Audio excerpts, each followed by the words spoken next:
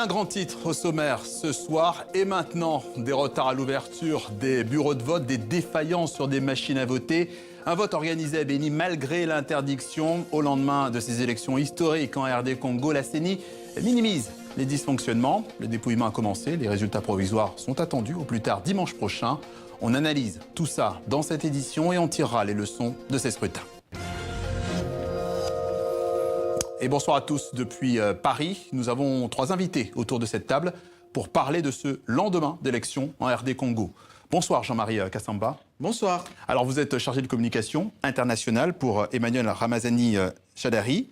Avec nous également, nous avons Olivier Kamitatou. Bonsoir. Bonsoir. Alors vous êtes chargé de communication pour l'AMUCA et le candidat Martin Fayoulou. Et puis bonsoir Félix Kabala. Bonsoir. Vous êtes chargé de communication de la coalition Cash Cap pour le changement. Alors avant d'ouvrir la discussion, messieurs, on va revenir 24 heures après sur ce triple scrutin qui s'est déroulé pour le moins de manière compliquée. Reportage TV5 Monde sur place, Blaise Bassomboli avec Simon Rodier.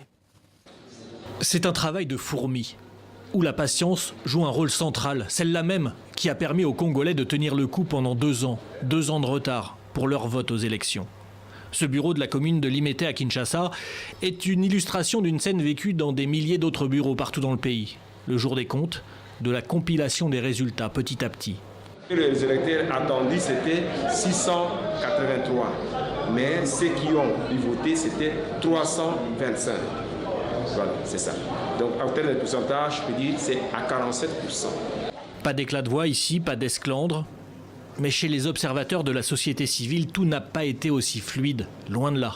J'aimerais quand même dénoncer, à la fois déplorer aussi les traitements que nos observateurs ont subis, tant à Kinshasa, à Mbujimayi qu'à Lubumbashi, où nous avons enregistré des cas d'intimidation, des cas d'exaction et même des cas d'agression assez graves.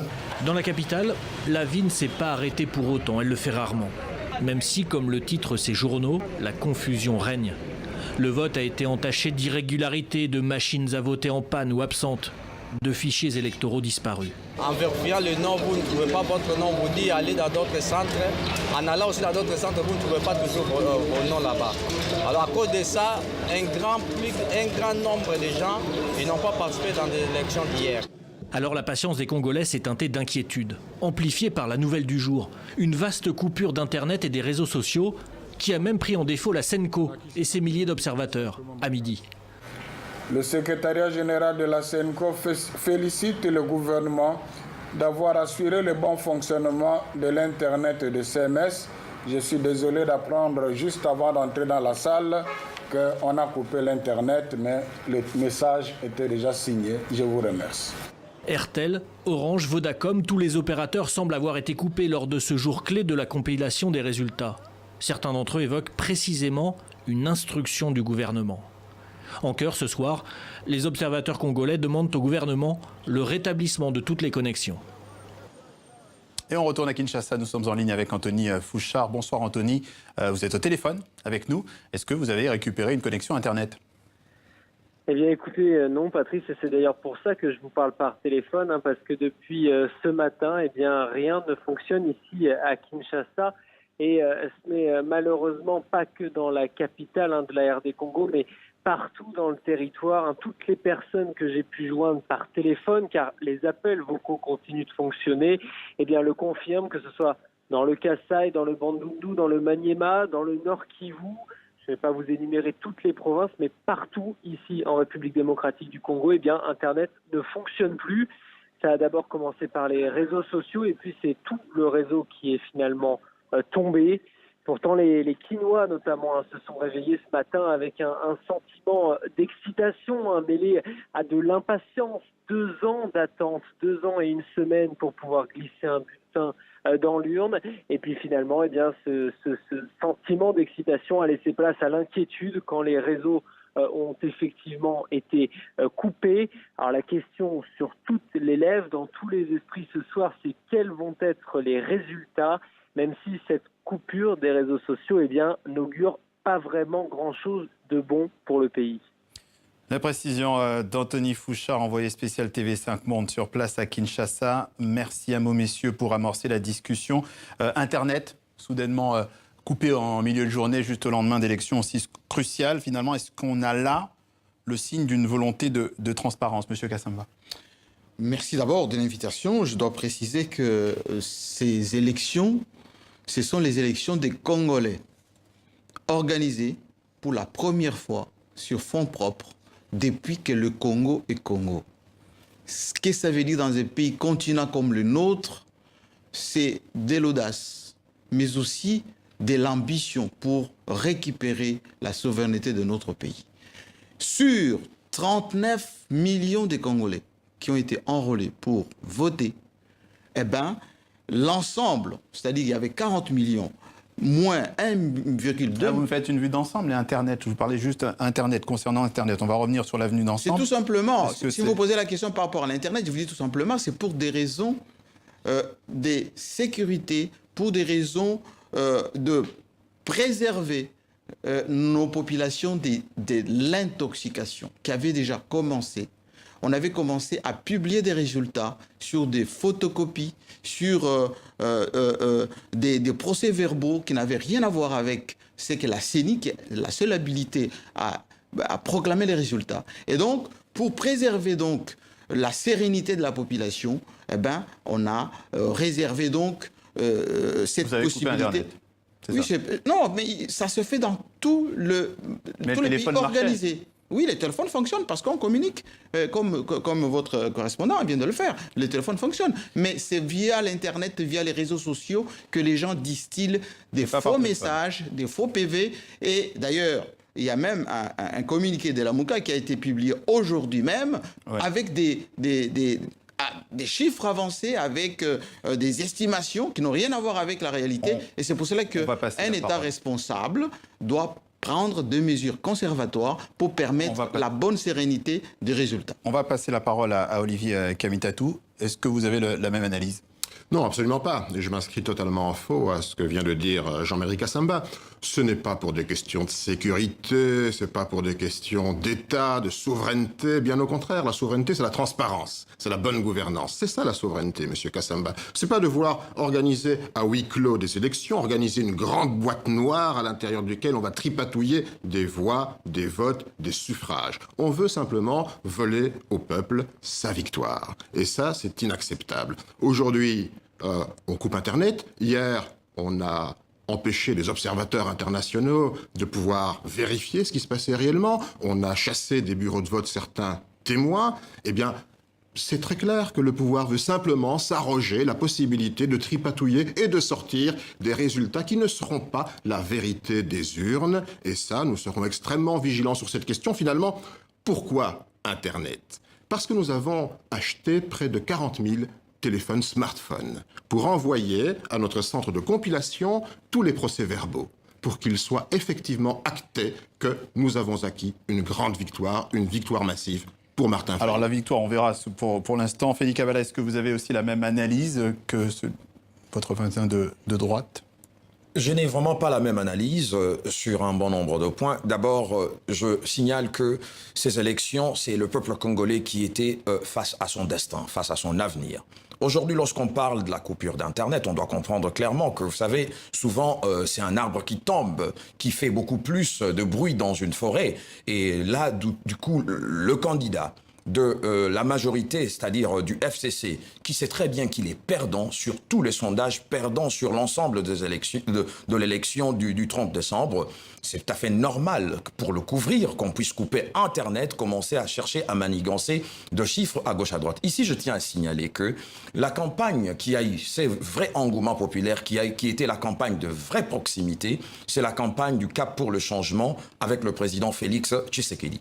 Logiquement parlant, si nous devons suivre la réalité et la vérité des urnes et des votes populaires réellement, si tout va bien, c'est Félix Tshisekedi qui l'emporterait haut la main. Alors ça, on va voir, puisqu'on attend évidemment les résultats. Est-ce que vous l'entendez, ça, monsieur Kassamba, l'idée que finalement, ça peut rompre la confiance de la population en coupant Internet ? D'abord, je dois préciser ici que, en face de moi, moins Félix Tshisekedi, mais plus Olivier Kamitatou, Ils n'ont jamais été dans une logique d'élection. Voici les gens qui sont dans une logique insurrectionnelle depuis 5 ans, qui n'ont jamais accepté qu'il y ait élection en RDC. Ils ont d'abord fait marcher les Congolais, fait tuer les Congolais avec des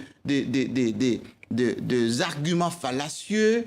Joseph Kabila... Il parle ce soir au nom de personnes qui sont présentées. Attendez, Joseph Kabila va modifier la Constitution pour ses présidents. C'est pour cela, d'ailleurs, qu'Amita a quitté la majorité présidentielle, au sein de laquelle, d'ailleurs, il trahissait à chaque fois qu'il fournissait des informations aux tiers. Et donc, Joseph Kabila n'a pas changé la Constitution.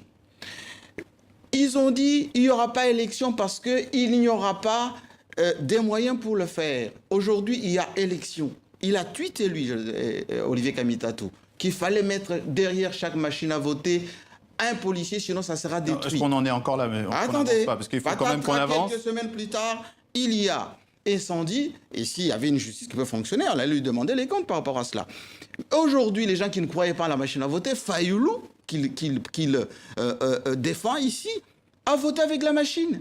Les gens qui n'ont jamais fait campagne à travers la République immense, ils ne peuvent pas prétendre être votés par les Congolais. On ne va pas refaire l'élection, on va peut-être avancer quand même. Oui. Et je le disais, on l'indiquait tout à l'heure, la CENI, la Commission électorale, a relativisé les dysfonctionnements.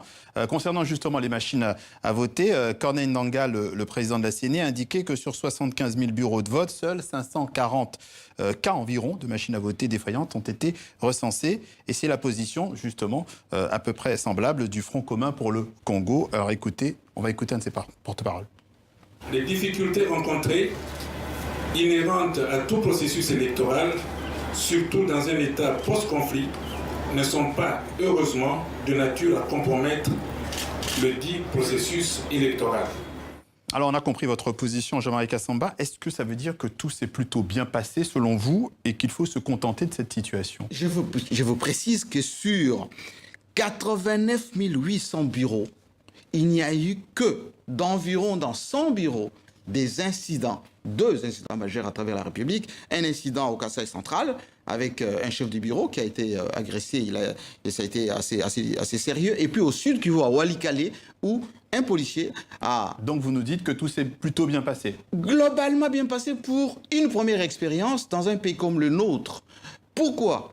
Parce que voici un pays que Olivier Kamitatou et ses amis ont toujours vilipendé dans du Congo bashing à longueur de journée, à longueur d'année. Eh bien alors laissez-le répondre. Aujourd'hui, la RDC prouve au monde que sur front propre, elle peut organiser on va les laisser vous et les Congolais ont voté sereinement et ils vont attendre les résultats sereinement. J'aimerais répondre. Vous allez avoir juste la question juste après. Félix Kabala, est-ce que vous avez une réponse à apporter? Vous savez, ici, j'ai l'impression d'assister à un tribunal où ils se font tous de la guerre. Ils savent très bien qu'ils ont partagé tous deux le bilan de M. Kabila. À gauche, nous avons quelqu'un qui représente M. Kabila, le FCC directement, M. Chadari. Et à droite, nous avons également de Lamouka, M. Kamitatou, qui est de l'opposition, mais qui, d'une part, par ces accusations, représente quand même quelqu'un qui a participé au bilan de M. Kabila à plus de 80%. Vous savez, c'est la raison pour laquelle nous sommes là au milieu pour représenter la raison, le changement, l'alternative. Parce que si il est en train de parler de toutes ces irrégularités, de tous ces dysfonctionnements qu'il y a eu pendant le déroulement des élections de ce 30 décembre, mais ils doivent se poser la question. Qui est censé organiser et sécuriser les élections? N'est-ce pas le gouvernement de la République représenté par le FCC? Donc, il est en train de se tirer une balle dans le pied et il vient ici pour jeter les responsabilités sur d'autres personnes. Donc c'est déplorable et le peuple congolais dans tout ça doit comprendre, choisir entre le mensonge ou la manipulation, là où la raison se présente pour une alternative. Olivier Kamitatou. Non, je pense que très clairement, aujourd'hui, il faut féliciter le peuple congolais. Il s'est mobilisé massivement pour un vote sanction. Et même au-delà d'un vote sanction, pour un véritable châtiment suprême contre un occupant, qui a largement dépassé le bail comme locataire. Et ce qu'il faut rappeler ici, c'est que ce n'est pas un cadeau, ces élections. Elles ont été gagnées sur le sang des martyrs. Rossi Chimanga, Luc Kouloula, Thérèse Kapangala, les fosses communes de Maluku et partout ailleurs. En République démocratique du Congo, Kamwina Nsapou, chez vous, Monsieur Kassamba. Combien de centaines de milliers de personnes, et récemment encore à Yumbi, où aujourd'hui il y a près de 20 000 réfugiés qui ont dû fuir le pays pour aller dans un pays voisin. Ce n'est pas un cadeau, ces élections. Le peuple congolais les a arrachées, a empêché Kabila d'exercer son forfait d'un troisième mandat qu'il recherchait vainement, qu'il n'a pas obtenu. Et finalement, aujourd'hui, c'est une grande victoire. Mais on ne peut pas lui voler cette victoire. C'est la raison de votre première question. Nous n'accepterons jamais que la victoire du peuple soit volée. Nous n'accepterons jamais que les résultats ne soient conformes ni à la vérité ni à la justice, comme avait dit Monseigneur Mosengo. Nous voulons la vérité et la justice, et partout. Martin Fayulu était en première position, et nous nous félicitons. Oui. Nous nous félicitons que dans certains endroits, Félix Tshisekedi, la coalition cash, ait gagné. Ce sont des voix que Ramazani Chadari n'aura pas.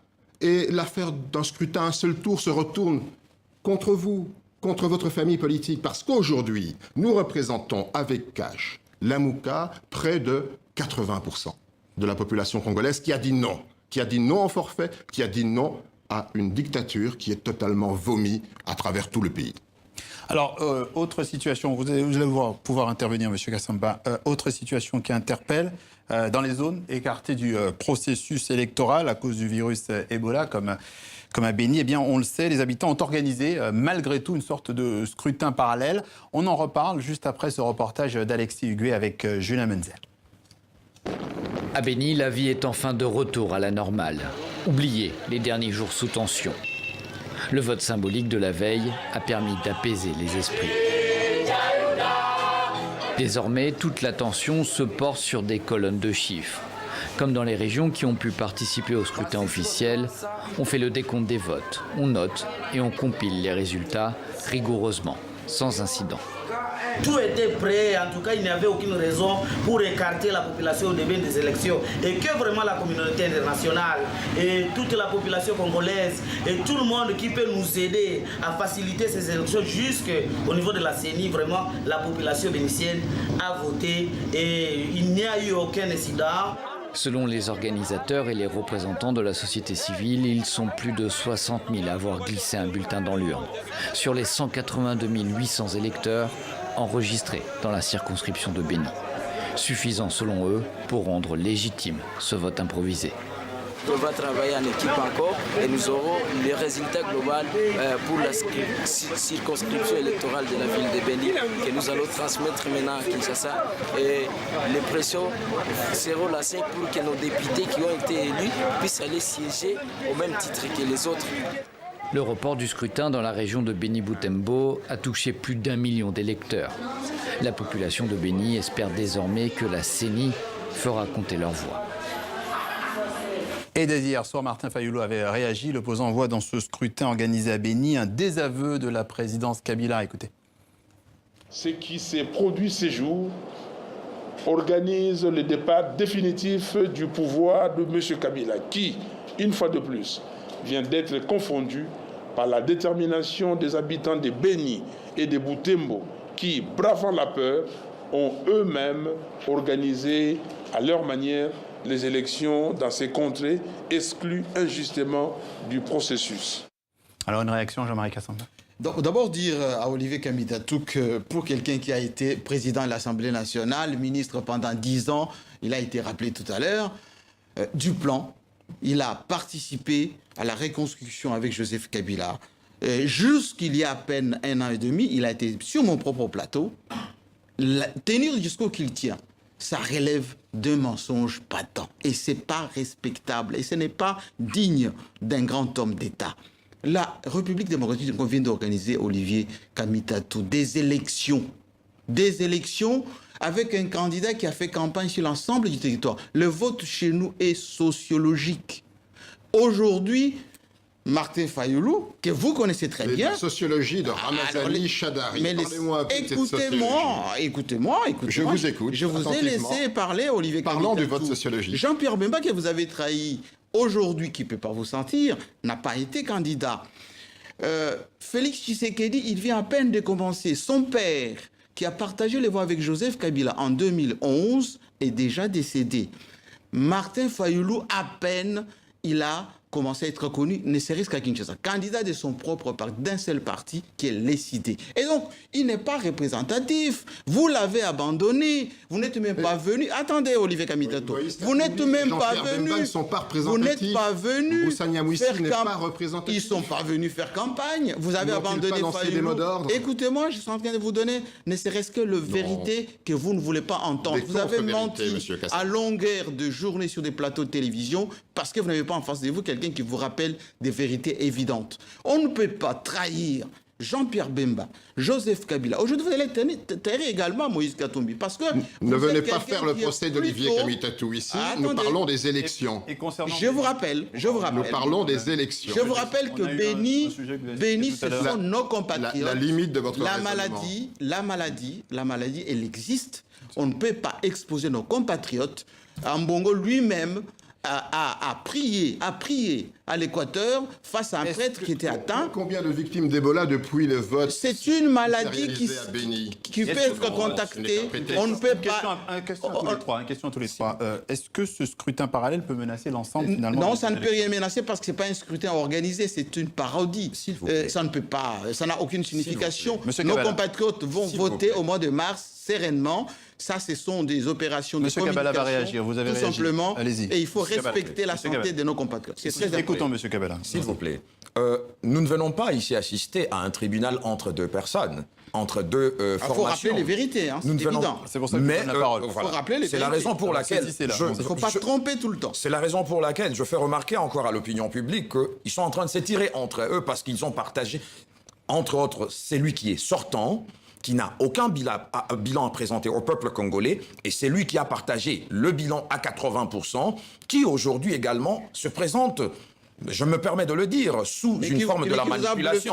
Et alors je me dis... Ils ont bluffé à Genève. Nous sommes sortis déjà de Genève parce que nous savions ce qui s'est passé à Genève. Avec des cérémonies ésotériques, tout ça. J'aimerais dire ceci pour rapidement répondre à la question de... Écoutons-le. J'aimerais dire ceci. En mentionnant que Félix Tshisekedi venait à peine de commencer, c'est une erreur, monsieur Jean-Marie Kassamba. Félix Tshisekedi n'a pas commencé aujourd'hui. Mais Félix Tshisekedi n'apprend pas la politique aujourd'hui, parce que s'il apprenait la politique aujourd'hui, comment est-ce que l'engouement populaire et les vraies intentions de vote sont en sa faveur en ce moment? Vous n'avez aucun chiffre. Il a commencé... Vous n'avez pas également des chiffres? Oui, alors ne dites pas l'engouement. Ne dites pas l'engouement. Nous avions vu la campagne de 3 candidats. Dans combien de pays? La cartographie électorale à 3. Félix a fait campagne dans combien de villes? Vous n'avez pas la police des débats. Moi, je ne réponds pas à vos questions. C'est TV5 qui a la police des débats. Donc, je suis en train de dire ici, la cartographie électorale a divisé en 3. Nous avons l'Ouest, le Centre et l'Est. Nous avons sillonné toutes ces trois zones, à l'exception du Grand Bandundu. Et pour monsieur le temps nous manque. C'était juste pour dire que on va se féliciter, mais la réalité est que c'est lui qui mène. On va prendre un tout petit peu de hauteur. On va prendre un petit peu de hauteur. Non, on va s'arrêter là. On va prendre un peu de hauteur sur ces élections. Messieurs, nous étions entendus d'être courtois. Je vous propose d'écouter, de prendre un peu de hauteur avec la position d'Eugène Benyakou, qui est un ancien juge à la Cour constitutionnelle. Lui estime que ces élections auraient dû être mieux organisées et on en reparle. Écoutez. Je pense que la première des choses à souligner, c'est que les élections qui se sont déroulées hier ne sont pas les seules qui soient mal organisées. Depuis 60, nous sommes dans ce spectre de mauvaise organisation d'élections. Et c'est ce qui explique les crises de légitimité, ce qui explique parfois l'inefficacité des représentations nationales ou de toutes ces institutions représentatives. Alors, on va très rapidement, parce qu'il ne nous reste plus beaucoup de temps, une question très simple pour tout le monde. Pourquoi est-ce si difficile d'organiser des élections en RD Congo? Allez-y. Écoutez, quand vous refusez l'appui de la communauté internationale pour organiser des élections à huis clos, quand vous refusez les observateurs internationaux, quand vous coupez Internet, quand vous expulsez des ambassadeurs et des journalistes, ce ne sont pas des élections que vous faites, c'est un simulacre. Mais le peuple congolais a évité les pièges, a évité les intimidations. C'est difficile d'organiser des élections quand on veut déjà, dès le départ, tricher, confisquer au peuple son pouvoir souverain. C'est cela le vrai problème de la République démocratique du Congo. Et si nous avons quitté Kabila, c'est parce que précisément nous avons senti que cet homme voulait simplement confisquer au peuple congolais, le souverain primaire, son vrai pouvoir. Félix Kabala. C'est simple, avec de mots simples. C'est un problème d'égoïsme et d'intérêt personnel. Servir ses poches personnelles. D'un côté, M. Kabila, qui a un bilan égal à 0, et de l'autre, ceux qui ont partagé son bilan à 80%, qui estiment qu'ils peuvent revenir aux affaires, mais seuls les dénominateurs communs dans ces processus, ces élections d'hier, 30 décembre, s'appellent le peuple congolais qui a réellement tranché, quels que soient les dysfonctionnements, mais ils se sont mis face à leur destin, parce que les 5 prochaines années, ce sont les années qui détermineront le développement de la République avec le changement. Le peuple congolais vient de prouver au monde qu'il peut organiser ses élections sur fonds propres et ça va se passer dans le calme. Ça s'est passé dans le calme. Il y a eu 80 800 bureaux à travers la République. En une journée, ça s'est très bien passé. Malgré quelques couacs de jeunesse, c'est tout à fait normal. Regardez ce qui s'est passé au Mali, au Bangladesh. Notre pays est aujourd'hui souverain pour organiser ces élections. Il faut se féliciter le peuple congolais. Et vous allez voir que c'est lui qui a l'assentiment de la population, c'est celui qui a fait campagne et qui est connu par les Congolais. Pas les gens qui étaient dans l'insurrection et qui veulent le chaos du Congo parce qu'ils ont vendu cela auprès de leur soutien. On a compris que ce serait une semaine très sensible qui s'annonce en RD Congo puisque les résultats ne sont pas attendus avant dimanche au plus tard. Voilà ce que l'on pouvait dire de ce dossier RD Congo. Un mot finalement du reste de l'actualité avec ses vœux de nouvelle année d'Ali Bongo formulés depuis le Maroc où il est en convalescence. Une première prise de parole très attendue du président gabonais qui ne s'était plus exprimé publiquement depuis son hospitalisation à Riyad le 24 octobre pour un AVC. Comme dans la plupart des cas, ce genre de séquence est enregistré avant diffusion. Voilà, c'est tout pour aujourd'hui. Merci. À l'année prochaine pour ceux qui utilisent le calendrier grégorien et à demain pour les autres.